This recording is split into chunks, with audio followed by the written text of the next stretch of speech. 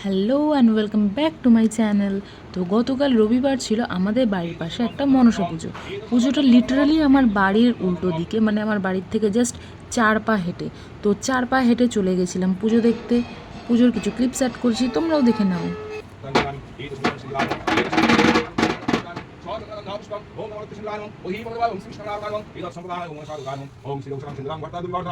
কোথাও যাওয়ার জন্য রেডি হয়েছি, আর ফোন খুলে 10 বার নিজের মুখটা দেখবো না, এটা হতে পারে না। এটা হচ্ছে মেয়েদের ধর্ম, যাই সাজুক না কেন, যাই করুক না কেন, 50 বার মুখ দেখতে হবে।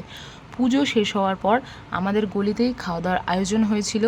এখানে আমাদের জল প্লেট সব কিছু দিয়ে দিয়েছিলো, একটু তোমরা দেখে নাও। আমার মা ওই কোনায় বসছে, ওই কোনায়। আমার মা আমার পাশে বসেনি, যাই হোক। এখানে একটু প্রসাদ দিয়ে দিয়েছিল। আমার কপালে ভাই পড়েছিল বাতাবি লেবু আর আখ। জন্ডিসের পরে এই দুটো জিনিস খেয়ে খেয়ে খেয়ে খেয়ে আমি পাগল হয়ে যাব কোন দিন।